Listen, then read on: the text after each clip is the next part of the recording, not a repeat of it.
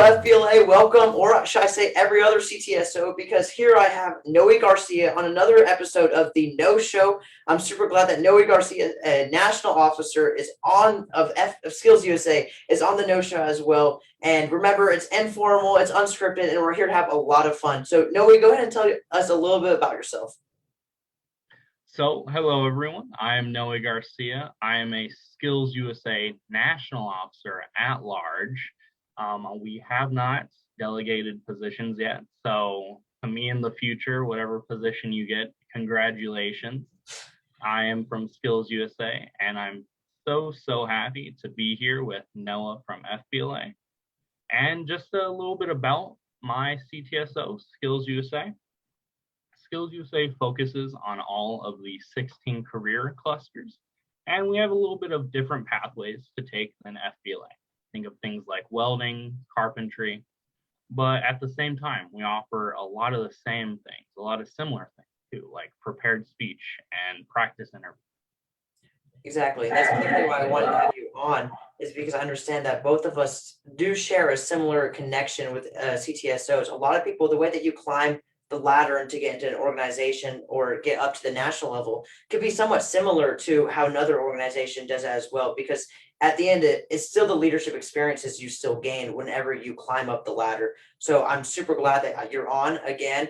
So to jump right in, what can a lower classman do to begin climbing the rankings within their own CTSO in a similar way you did in Skills USA? Oh man, this is something I get asked pretty frequently from a lot of lower classmen, and I almost have a motto to go with it, I guess you could say. So the absolute best way would be to know, talk, and help people. So those three little categories, those three little aspects: know, talk, and help. Something I like to go through is taking a your friend example. So say, as an example, your friend joins FBLA and you've been thinking about it for a while and you walked into a few of the meetings and you want to join. So for that first aspect, it's no, you already know someone, your friend in FBLA. So you can just cross that one off and you can move on to the next one, which is talk.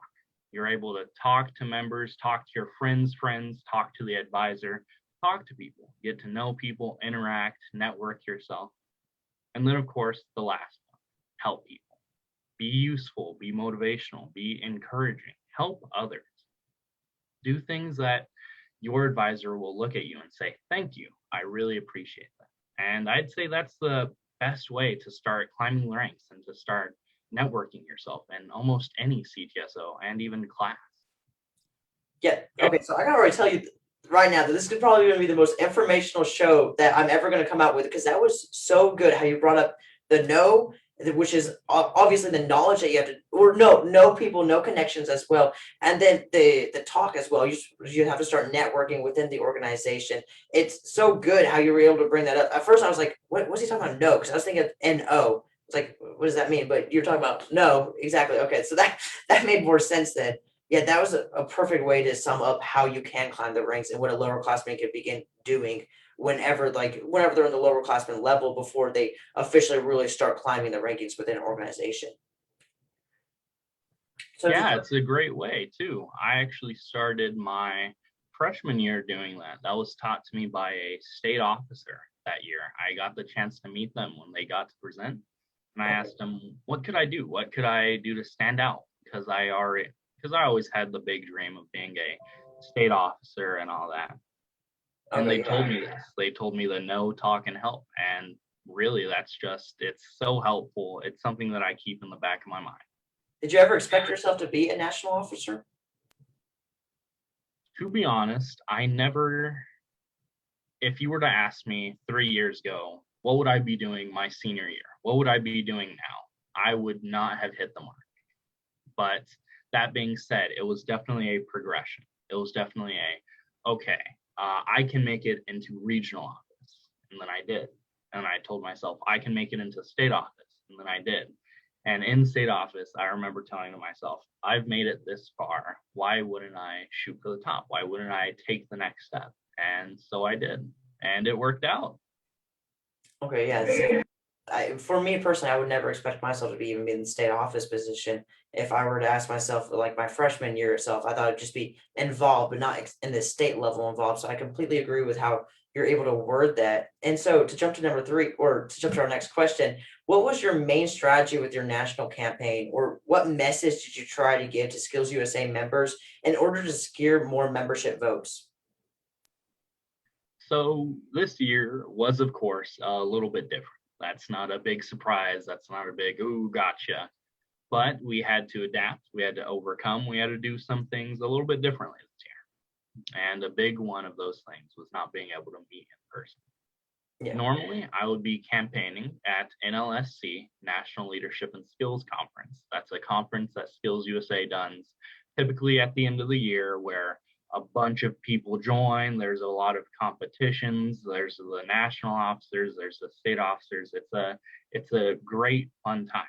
And what I would normally be doing is I would be going around advocating for myself, talking to members, talking to delegates, conversating with advisors, all that crazy fun stuff. And of course, I wasn't able to do that this year. Hmm. A main thing I had to remember about my campaign was to be personal. And a big reason was because, as you know, I'm sure you know, Noah, it's very hard to be 100% personable online. Being in person is so much easier and so much more natural almost to some people rather than being online. And I definitely fell into that category. I was definitely the person to say, oh, well, I don't really use social media. I prefer talking face to face. So that little jump, that little adaptation I had to make was definitely it wasn't a smooth one at the very start, but I'm so glad I made it because that's another skill I can tack onto my resume. That's another thing I can tell employers and tell them, oh, well, I may not be the best at computer skills. I may not have an IT degree, but guess what I did?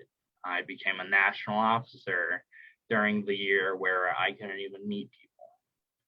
That's completely true because you had to reshape how your campaign was going to go because you had to utilize social media in a way that from the years previous to this year we did not have to do that. So I completely agree where you had to be personable, but you had to do that online now. And I'm the same way where online I'm not really the same person as whenever I'm in person. In person, I'm a little bit more informal, which I try doing on the show as well to try to get that social media informal aspect.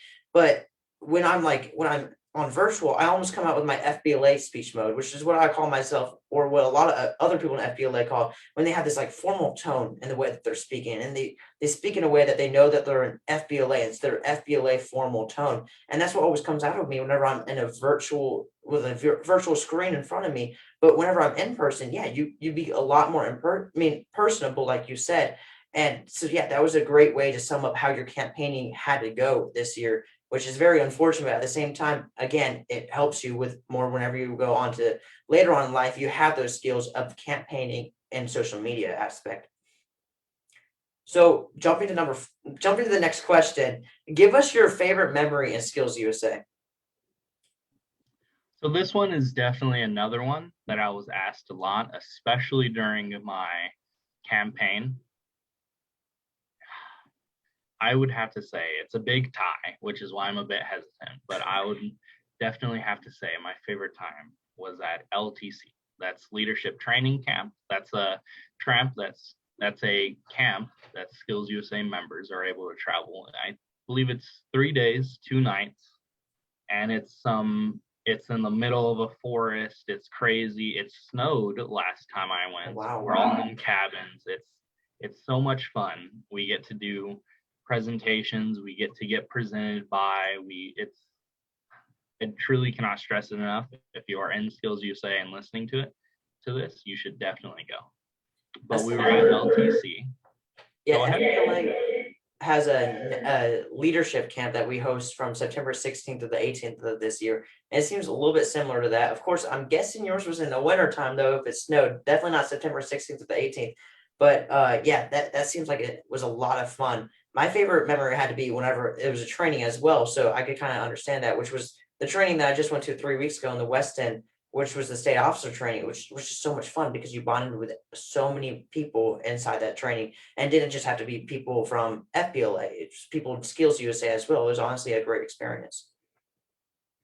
Yeah, it's so fun to know how much CTSOs like to intermingle and like to talk with each other and work together. It's just because we're all fighting for the same goal, right? A better tomorrow, a better future. Exactly.